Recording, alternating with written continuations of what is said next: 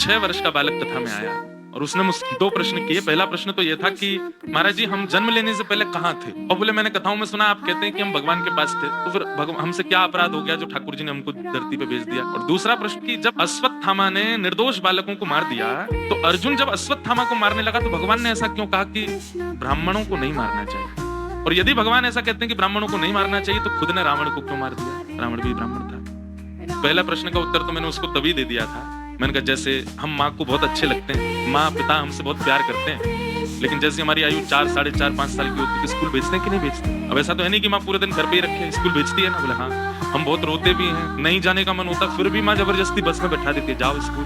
क्यों? क्योंकि कुछ समय के लिए जब हम स्कूल जाते हैं, अपनी माँ से दूर रहते हैं, प्रियों से दूर, तो वहां कुछ सीख करके आते हैं, खुद स्टेबल होना सीखते हैं। ऐसे ही हम हमेशा ठाकुर, अब ये बालक के समान उत्तर दिया गया, लेकिन ये आध्यात्मिक उत्तर भी यही है कि ठाकुर जी के पास हमेशा रहते हैं। ठाकुर जी कहते हैं भाई अब जाओ संसार रूपी विद्यालय में जाकर के कुछ सीख के आओ। अनेक प्रकार के स्वभाव वाले, अनेक प्रकार के व्यवहार वाले लोग तुमको मिलेंगे, उनके बीच स्टेबल होके दिखाओ। और तुमको कभी कभी गाइडेंस करने के लिए कथाएं, राम कथा, कृष्ण कथा, भगवत गीता आदि ये सब ट्यूशन भी कहीं कहीं मिलेंगे, उनसे तुम गाइड कर पाओगे, अपने आप को सिखा पाओगे कि आगे की परीक्षाओं में मुझे क्या करना है। संसारिक विद्यालय है, यहाँ हम सब विद्यार्थी आए और यहाँ सीखने ही आए, हर दिन सीख रहे हैं हम।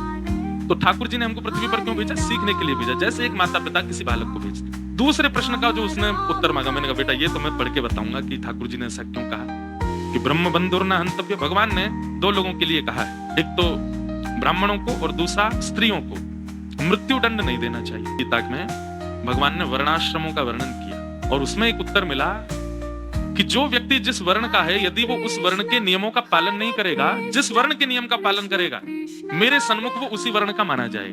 ब्राह्मण के धर्म क्या है? पढ़ना, पढ़ाना, दान लेना और दान देना, 4 काम है ब्राह्मण के। पहला पढ़ना, पढ़ाना।